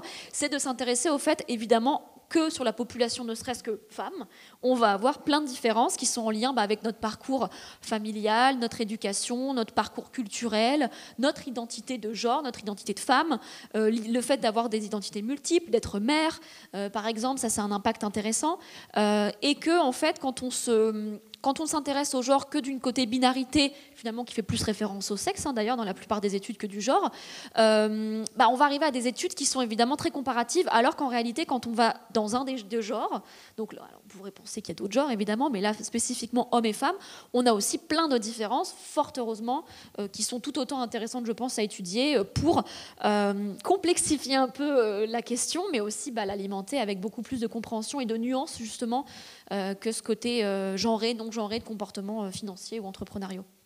Je trouve ça passionnant et alors, du coup j'ai envie de poser la question, mais en mode oui, non, répondez-moi. Est-ce qu'on a des choses sur les personnes non binaires et la finance ? Ou alors est-ce que juste on part en fait de ce qu'on sait statistiquement, c'est-à-dire la déclaration, mais a priori si je fais avant de passer à la suite, hein, si je rebondis exactement sur le mot que tu as dit parce que c'est vraiment très éclairant. On a dit il y a des espèces de normes de comportement masculine, il y a des normes de comportement féminines. Donc quelqu'un qui est non-binaire, par construction, c'est quelqu'un qui, en tous les cas, fait son marché, ou pour le dire autrement, ne peut pas faire autrement que de choisir des normes d'un côté ou de l'autre. Mm-hmm.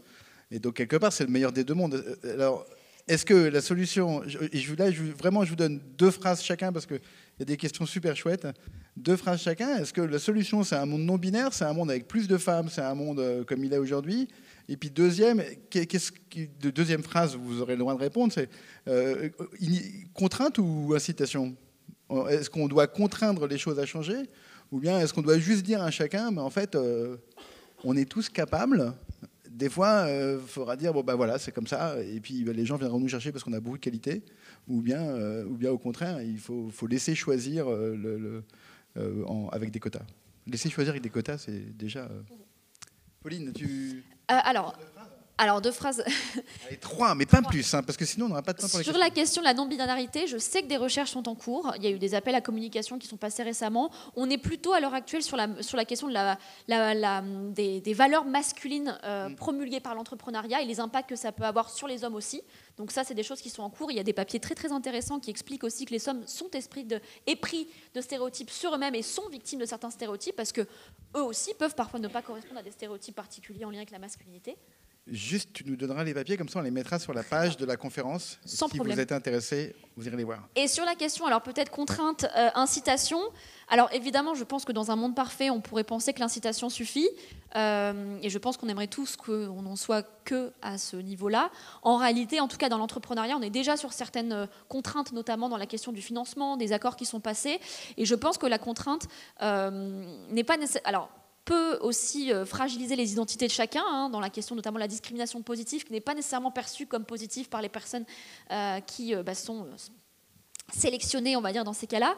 Mais je pense que c'est important, en tout cas, pour arriver dans une féminisation de la finance, en tout cas, qui, quand même, historiquement, est particulièrement genrée, et genrée masculin, dans ce cas-là.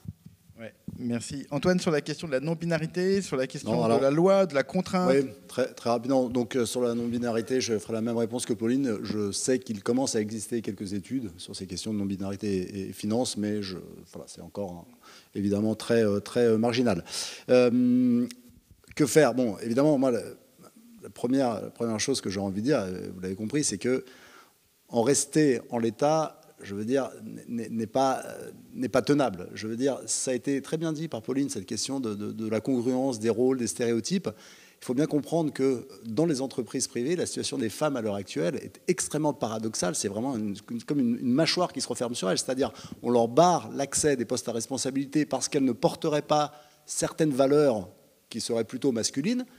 Mais si elles font l'effort d'intégrer ces valeurs plutôt masculines pour grimper, on le leur reproche, parce qu'il y a une espèce de mismatch entre leur féminité et ces valeurs masculines, et donc elles sont discriminées d'une certaine manière. Donc la situation, les anglo-saxons parlent suite à un roman qui a été écrit en 1960, parlent de catch-22, catch-22 situation. C'est une situation absurde et où elles sont perdantes. Voilà, elles sont perdantes dans toutes les situations.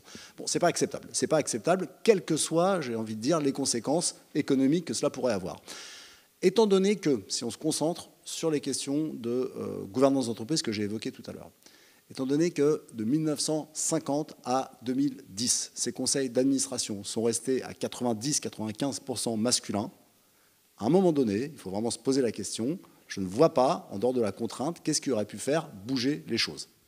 Le législateur a, d'une certaine manière, pris acte de ceci. C'est ce qu'on appelle la loi Zimmermann-Copé, du nom des 2 rapporteurs à l'époque, de 2011.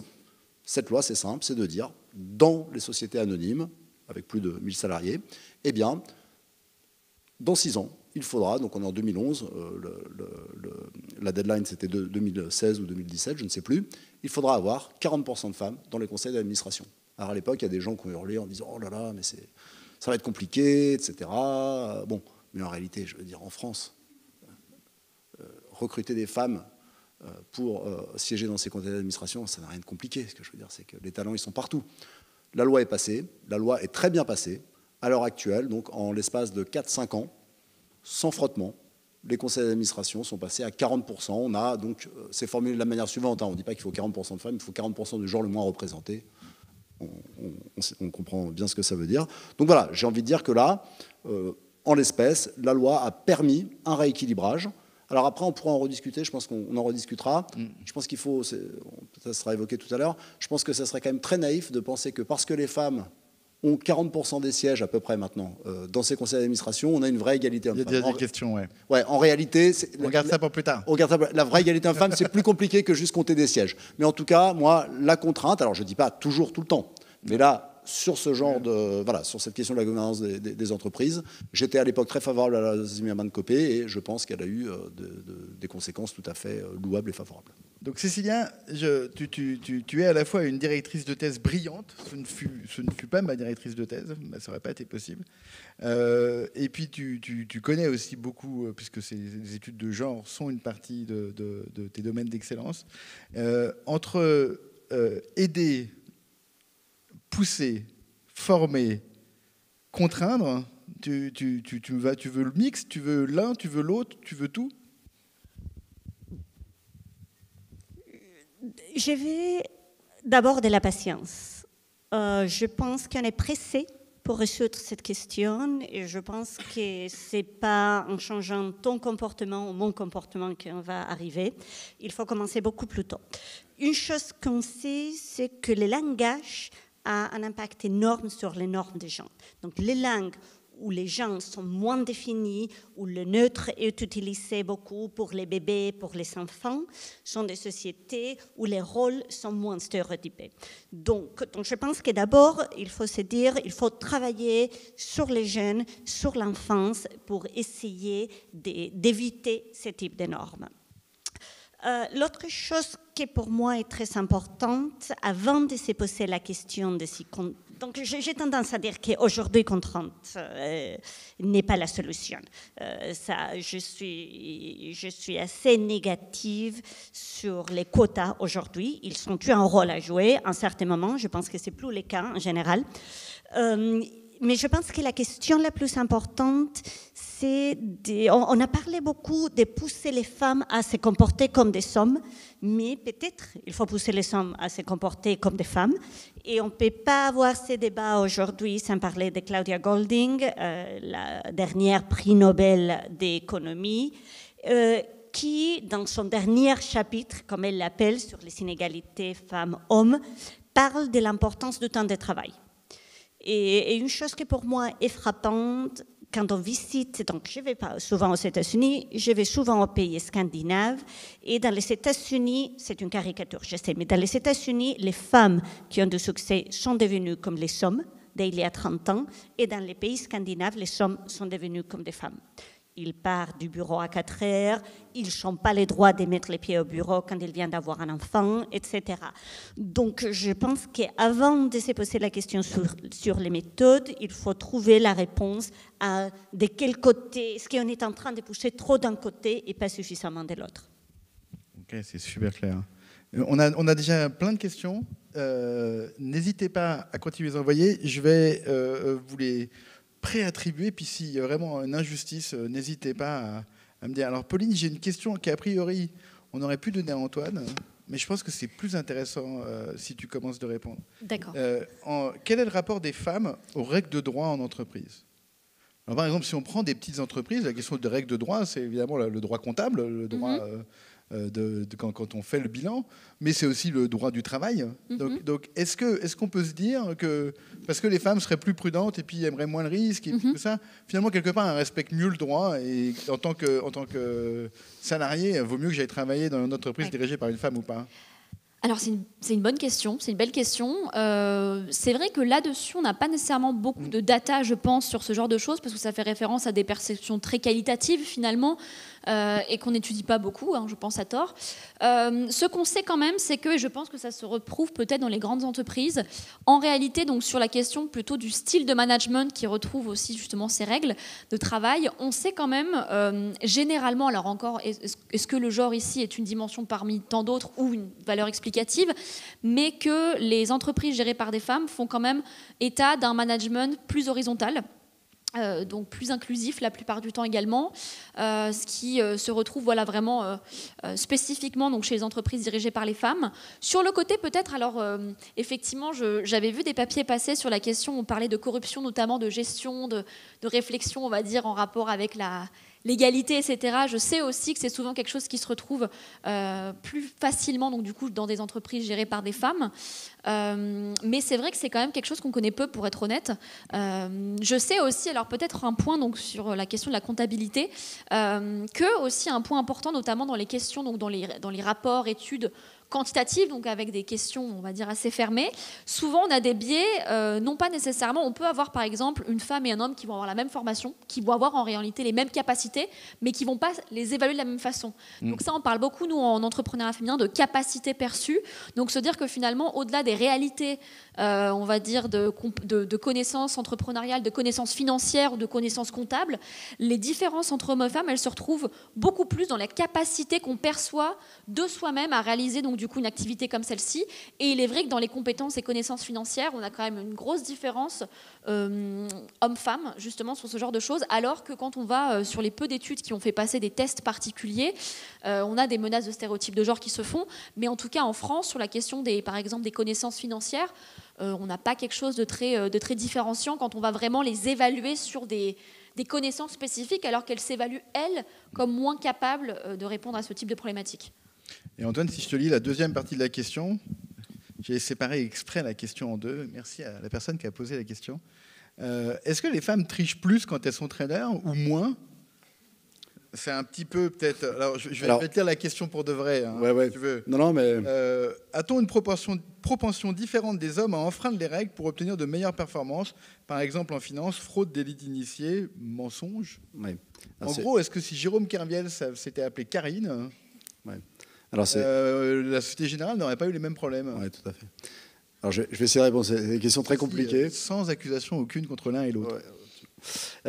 Alors c'est une question compliquée parce que de fait, si on raisonne calmement et eu égard à ce que l'on a évoqué pendant cette table ronde, c'est vrai que encore une fois sur les enquêtes, les femmes en général font preuve davantage de préférence pour la conformité, pour le respect de la tradition.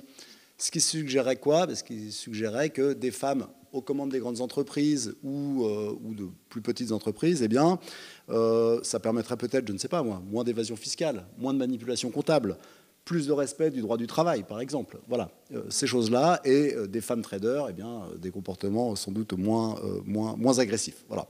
Alors la difficulté que l'on a, c'est que, ça c'est en raisonnant, mais dans les faits, c'est très dur à montrer, et notamment pour une raison qu'on a déjà évoquée de nombreuses fois, c'est-à-dire qu'il y a tellement peu de femmes chez les traders. Voilà, donc le contrefactuel, déjà, l'observation d'un monde où les traders seraient des tradeuses femmes, eh bien, ce monde n'existe encore quasiment pas. Et de la même manière, je vous ai parlé du conseil d'administration, c'est lui qui définit la stratégie. Mais c'est question de manipulation comptable, c'est question d'évasion fiscale, de non-respect du droit du travail. Ce n'est pas des choses qui se règlent dans des conseils d'administration, ce n'est pas des grandes stratégies. Il n'y a aucune société qui dit notre grande stratégie pour les années à venir, ça va être de faire de la manipulation comptable. Non, ça, c'est des décisions, c'est des micro-décisions, enfin, qui impactent beaucoup, mais qui sont prises par la direction des entreprises, par les directeurs généraux, les comités exécutifs. Et là, c'est exactement comme les traders. Je vous ai dit tout à l'heure qu'on avait des conseils d'administration en France qui sont à quasi-parité. Ces conseils d'administration à quasi-parité doivent nommer des directeurs généraux. Et dans 90% des cas, les directeurs généraux sont des directeurs sans E, sont des hommes. Et donc, qui met en œuvre les stratégies, c'est encore massivement des hommes. Et donc, j'ai envie de dire, on manque là vraiment en réalité, on n'a pas non plus... prenez le SBF 120, hein, donc je ne sais pas si vous savez ce qu'est le SBF 120, c'est les 120 plus grosses entreprises cotées à Euronext Paris, c'est les 120 plus grosses entreprises cotées françaises, hein, c'est 30% de la valeur ajoutée française créée chaque année à peu près. Le SBF 120, vous avez donc 120, vous avez un directeur général par entreprise. Sur ces 120 directeurs généraux, il doit y avoir à l'heure actuelle, en 2023, je pense qu'il y a 110 hommes et une dizaine de femmes. Voilà. Et tu l'as sur le CAC 40 parce que c'était une question que j'avais. Ouais, alors sur le CAC 40, ça doit être très légèrement... J'ai pas le chiffre exact, donc c'est toujours un peu... Allez, c'est un peu casse-gueule parce que je peux me tromper en direct, mais on doit être à un minimum, je dirais, de 30 hommes et une dizaine de femmes grand maximum. Okay. Voilà, donc... Ce que tu es en train de dire, c'est que sur le SBF 120, on a une dizaine de femmes qui sont en fait dans le CAC 40.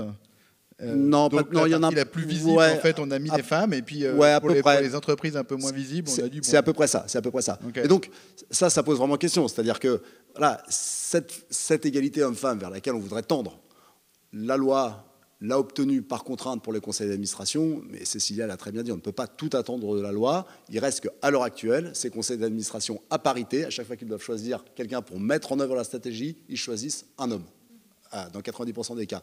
Est-ce que l'on est surpris ? Mais non, c'est toujours la même chose. Ce n'est pas surprenant parce qu'il y a à la fois les stéréotypes, il n'y a pas de loi pour... je veux dire, il y a un directeur général, on ne peut pas mettre un quota sur une personne. Donc, les stéréotypes jouent à plein, c'est-à-dire si on a l'idée qu'en effet, les femmes sont moins aptes à gérer des entreprises, voilà, quand il s'agira de choisir un directeur général, ça sera toujours ou quasi systématiquement un homme. Et puis, de l'autre côté, et ça rejoint exactement ce qui a été dit par Cécilia, c'est-à-dire que s'il y a moins de femmes qui montent dans les hautes sphères des entreprises comme cadres, etc., Parce qu'elles sont victimes de ces stéréotypes, il y a moins de promotion possible pour les faire monter en DG. Et donc on revient toujours à la même question. Fondamentalement, la loi peut des choses, mais je veux dire, le cœur, probablement, c'est le cœur de la question de ces inégalités hommes-femmes en général et en finance en particulier, c'est le poids de ces stéréotypes. Et ces stéréotypes, c'est l'éducation. Ça se prend très tôt, je crois que c'est exactement ce qu'a dit Cécilia. Et tant qu'on continuera à expliquer aux petites filles qu'elles ne peuvent pas prendre de risques, on aura ces situations. Alors j'ai deux questions et je pense que, je commence par la première, c'est quand même beaucoup plus facile de commencer quand on a deux questions. Cécilia, je pense qu'il y a quelque chose derrière. On a un peu abordé ce sujet déjà, mais il y a une question qui dit: ne faut-il pas davantage prendre le terme féminisation sous l'acception qualité prêtée aux femmes plutôt que sur la simple question biologique? Et donc, comment favoriser, dans ce cas-là, l'apprentissage de ces soft skills? Comment on réduit la concurrence, puisque la concurrence semble être associée aux hommes, et donc, quelque part, si on va très très loin, la fraude et tout, je ne sais pas si j'irai jusque-là, mais comment on rééquilibre les compétences, comme on dit, comportementales en bon français, entre le genre, ou est-ce qu'en fait c'est juste une question qu'il faut mélanger, et puis si on mélange les origines de genre, si on mélange les origines sociales, si on mélange les origines géographiques, si on mélange tout va mieux, parce que se mettre d'accord quand on est de raisons très différentes, ça veut dire verbaliser, dire des choses, communiquer, donc quelque part peut-être éviter un comportement qui part trop dans un sens ou un autre. Et alors, je vais répondre de façon très, très différente à ta question, par les bas et par les hauts. Donc, pour la petite histoire, l'éducation est fondamentale. La façon dans laquelle on parle aux enfants à l'école et à la maison est quelque chose de très, très important. Et donc, je pense que ma contribution à ces débats sur les inégalités hommes-femmes, beaucoup plus important que tous les papiers que j'ai pu écrire et cette conférence équivalente aujourd'hui, c'est le fait que j'ai des enfants adultes, dont une fille qui joue au foot américain et un garçon qui est toujours le seul dans les cours de flûte traversière dans n'importe quel conservatoire. Donc, il y a quelque chose qu'on peut faire quand, dans le quotidien des enfants, on ne fait pas de différence. On ne les habille pas différemment, on ne les stéréotype pas depuis leur plus jeune âge. D'un autre côté, je pense que dans toutes ces discussions, on oublie d'une certaine façon, je sais, on a parlé beaucoup des entreprises, mais pas de la culture des entreprises. Et donc, ce que Claudia Goldin, pour revenir à notre dernier prix Nobel, dit, c'est qu'on a créé une société dans laquelle on valorise énormément la disponibilité des employés. Les travailleurs les bien rémunérés, en France, comme aux États-Unis, comme en Allemagne, sont ceux où les individus sont prêts à travailler 24 heures sur 24, 7 jours sur 7. Et elle dit pourquoi? Pourquoi est-ce que vraiment les clients d'un cabinet d'avocats ont besoin de pouvoir contacter leur avocat et que leur avocat 24 heures sur 24. On sait qu'on a besoin des pompiers et des médecins 24 heures sur 24. On peut avoir du fait, on peut avoir des accidents à n'importe quelle heure. Mais un pompier ou un autre, je m'en fous. Et pourquoi est-ce qu'on a créé cette culture où il doit être mon avocat ou mon conseiller, etc., qui doit s'occuper de moi et avoir cette disponibilité? Donc oui, je pense qu'on doit parler de féminisation et pour moi, peut-être l'aspect le plus important de cette féminisation est dire je veux une société où le monde du travail est compatible avec une vie personnelle, familiale ou loisir, ou n'importe quoi, mais où les individus ont un équilibre entre le temps qui est attendu du côté de l'entreprise et le temps personnel, et on peut faire cette séparation. Et du coup, ça m'amène à ma deuxième question, mais on a un panel quand même, on a de la chance, parce que j'ai même plus besoin de faire de transition. Quel est l'impact de la maternité, du temps partiel, surtout que les femmes ont des enfants après 30 ans, au moment où les choix professionnels et les parcours de carrière, où les sauts de carrière se font?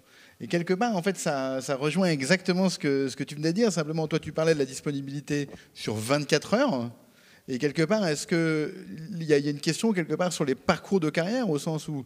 Alors, ici, la question est sur la maternité, mais imaginons que tu aies envie d'aller faire, je sais pas, un an de volontariat à Madagascar pour aider dans une ONG. Ça va forcément faire un saut dans ta carrière. Peut-être que si c'est plus associé aux soins, ça sera statistiquement plus féminin, ce type de démarche. Ça va forcément apporter quelque chose à la société. Si on croit à cette question de la diversité des points de vue, en fait, qu'est-ce qu'on sait aujourd'hui de l'impact que ça a? Alors, moi, j'ai des anecdotes, mais je préfère les stats aux anecdotes. On a beaucoup de stats sur ça. C'est qu'on appelle en anglais the child penalty, la pénalité d'avoir des enfants. Donc, les côtés positifs, c'est qu'aujourd'hui, dans les pays à haut revenu, les débuts des carrières d'hommes et femmes sont équivalents. Plus ou moins, donc il y a très peu de différences, et les différences apparaissent quand il y a des enfants. La probabilité d'emploi des femmes chute, et les revenus, et donc en général, elle descend très rapidement, elle remonte un petit peu après lentement, mais elle n'arrive pas à celle des hommes, que la probabilité d'emploi des hommes ne change pas. Même chose, l'essor des hommes ne change pas, que l'essor travaillé par les femmes change. Les salaires changent, et une chose qui est moins étudiée, mais on observe aussi, c'est que les femmes changent de carrière, souvent pour aller dans une carrière où il y a moins de demandes sur leur temps. Mais ce qui est curieux, et je reviens, vous parliez avant de la souplesse des genres. Là, je n'ai pas vu d'études, mais il y a des études sur parentalité dans les couples homosexuels. Et donc là, on voit qu'il y a exactement le même impact sur l'homme dans un couple d'hommes ou la femme dans un couple de femmes qui choisit de passer plus de temps avec les enfants. Donc il y a une pénalité très forte. Mais on voit que ces pénalités sont plus fortes dans le monde anglo-saxon, où je disais avant, les femmes doivent devenir comme les hommes pour avoir du succès professionnel, que dans les pays scandinaves, où il y a beaucoup plus de tolérance pour cet équilibre entre vie familiale et vie professionnelle. Et donc là, ces pénalités sont moins coûteuses.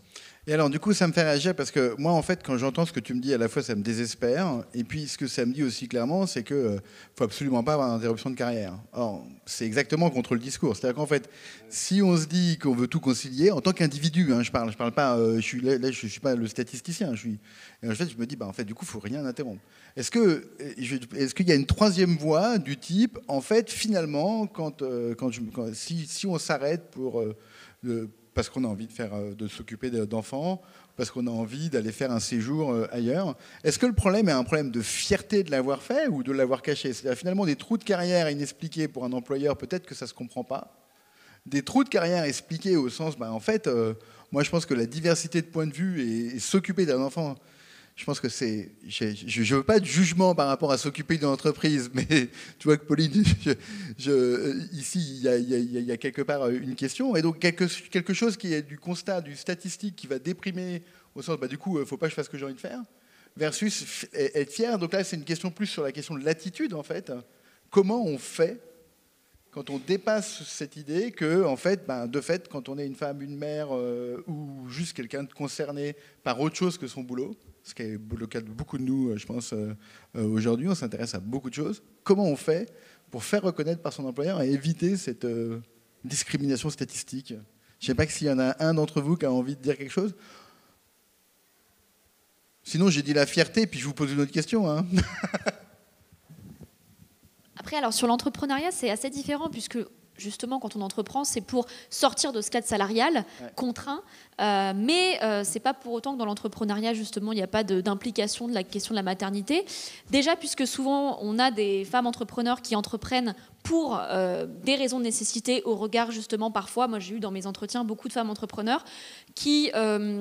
selon elles, ont été mises au placard après donc, un congé maternité, qui sont parties de leur entreprise après des années de salariat pour entreprendre justement au regard de certaines, malheureusement, situations limitées en entreprise. Mais pour autant, je pense que l'entrepreneuriat ne fait pas une solution rêvée justement à ces situations-là, puisque, alors on parlait de la question du temps de travail. J'ai eu beaucoup de verbatims qui m'ont fait penser à cette question, donc justement de gérer son temps de travail, d'être disponible. L'écosystème entrepreneurial lyonnais, parisien, en France, est souvent basé sur des apéritifs, des networking, des choses le soir, en semaine, en week-end.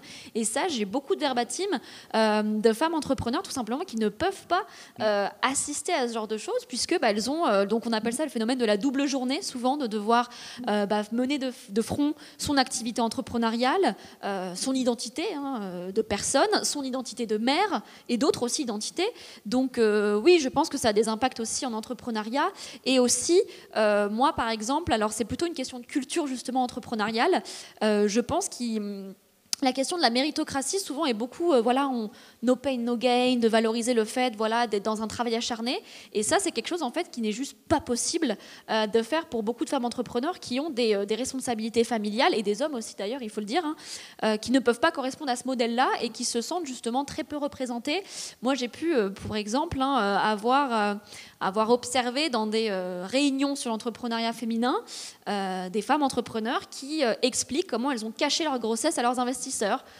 Donc moi, je pense que ce n'est pas quelque chose qui est censé être valorisé dans ce genre de réunion. Bien au contraire, d'expliquer comment il est possible justement de faire comprendre certaines étapes de vie, parcours de vie à des investisseurs dans une carrière entrepreneuriale, et non pas valoriser le côté de cacher justement. Et ça se fait aussi dans l'écosystème entrepreneurial féminin. Il y a des et ça, je pense que c'est pas nécessairement du tout la bonne trajectoire à suivre pour la suite. Ouais. Et alors, on va terminer parce qu'il nous reste 5 minutes. Alors, donc là, vraiment, vous avez 1 minute 30, parce que je vais prendre 30 secondes pour le poser. Quelles sont les actions pour changer les choses? On a déjà dit plein, hein. On a dit les quotas, donc ça vaut la peine d'en reparler. On n'a pas besoin de reparler de l'éducation. On n'a même pas besoin presque de parler des rôles modèles. Mais par exemple, il y a une autre question qui pour moi, percute complètement, qui est, et qui va percuter le débat sur le genre, en fait, aujourd'hui en France, qui est, il y a une personne qui s'appelle Emma qui dit « Nous sommes un couple de cadres supérieurs. Je suis celle qui gère nos finances. » On n'est pas surpris après cette table ronde. Un constat, dans la plupart des courriers que je reçois, il y a marqué « Monsieur ». Alors, est-ce que, Emma, faut accepter de vous appeler « Monsieur » ou bien est-ce qu'il y a quelque chose à faire du côté de la manière dont on nomme les choses, du neutre, en fait? Est-ce qu'on a besoin de dire « Monsieur » ou « Madame » quand on s'adresse en tant qu'entreprise à ses clients, à ses usagers, etc. Et je vous donne 1 minute chacun. Mais alors, littéralement, donc je vais vous couper. Donc, Antoine, 1 minute. Bon. Ok, bon, sur cet usage du neutre, je ne sais pas trop. Du neutre, je ne sais pas trop. Je dirais que, si ce que l'on a dit est vrai, le cœur quand même du problème, c'est ces stéréotypes. Il faut discuter, nuancer, remettre en cause ces stéréotypes. Dire que non, contrairement à ce que l'on entend trop souvent, les femmes et les hommes, ce n'est pas deux populations disjointes avec des valeurs complètement différentes. Ça fait beaucoup de mal, je pense, de l'entendre et de le répéter systématiquement. D'où le pluriel, du coup, et du coup, dans femmes et finances. Et donc, si pour arriver là, il faut faire usage du neutre, eh bien, absolument, pourquoi pas? Pourquoi pas? Et puis, ne pas exagérer donc les différences entre ces deux groupes, et puis aussi rediscuter, on l'a fait, ça a été vraiment fait par Pauline et Cécilia dans l'intervention. Je pense qu'il est aussi nécessaire de rediscuter la place de certaines valeurs, par exemple la disponibilité, ou discuter de la toxicité de certaines valeurs qui ont été vraiment mises en avant ces dernières années. Voilà. Pauline ? Peut-être pour aller dans le même sens, je pense que c'est renégocier justement les idées préconçues qu'on peut avoir sur le genre féminin et masculin. Arrêter de ne discuter que du genre féminin comme quelque chose à réparer, quelque chose qui doit fitter justement avec ce qui avec les normes. Oui, non, mais c'est quelque chose qui est quand même encore beaucoup fait. Et aussi, je pense, pour revenir sur ma question donc du Judith Butler avec la question de performer le genre, penser aussi qu'individuellement, si on est dans des contextes encore un petit peu compliqués, on peut aussi, nous individuellement, choisir de faire le genre, refaire le genre de manière stratégique et intelligente. C'est ce que je vois dans ma thèse. Le genre n'est pas féminin que quelque chose de négatif, et on peut choisir, nous individuellement, d'avoir des stratégies conscientes de réflexion au regard de ça, et je pense que c'est intéressant aussi de dire voilà, que ça peut se faire. Je n'ai pas le droit de dire que je suis d'accord, parce qu'un modérateur n'a pas le droit, mais je le pense. Cécilia, je te laisse 1 minute 30, je pense. Donc, oui pour le neutre. Je pense que c'est fondamental. Personnellement, j'utilise toujours DR pour docteur parce que je ne sais pas pourquoi une banque, une entreprise doit avoir des informations sur le genre. Ça, c'est irrélevant. Et je pense que la politique publique devrait pousser plus à ça et pas se retrouver à avoir un lycée qui ne te contacte pas parce que tu n'as pas voulu mettre les numéros de téléphone du père et donc il décide que celui de la mère n'a aucune valeur, comme ça m'est arrivé à moi. Les mots pour finir, pour moi, c'est qualité du temps au lieu de quantité de temps. Et donc, je l'évoquais avant, je pense que c'est très important au niveau des entreprises, c'est la productivité horaire des individus qui est importante et pas leur présence dans des heures interminables, dans des sorties interminables les soirs ou les week-ends, mais aussi au niveau du ménage, sur les débats pour les femmes et la pénalité d'avoir des enfants. Je pense que nous, que les parents qui décident d'être la personne qui s'occupe principalement d'un enfant doivent réfléchir à cet arbitrage entre quantité et qualité du temps. À la fin, c'est la qualité du temps qu'on consacre aux enfants qui est, à mon avis, plus important que la quantité. Merci beaucoup. Ça fait 1h30 pile qu'on vient de commencer. J'espère que ça vous a intéressé. J'espère que vous en tirez plein de choses à faire, hommes et femmes, dans vos vies. Et puis, j'espère aussi que pour ceux qui s'intéressent aux questions d'études ou de recherche sur ces questions-là, il n'y a vraiment pas beaucoup de choses qu'on sait. Enfin, on sait au sens où on le devine. Mais donc, du coup, si ça vous intéresse, lancez-vous. C'est un sujet passionnant. Merci beaucoup. Au revoir.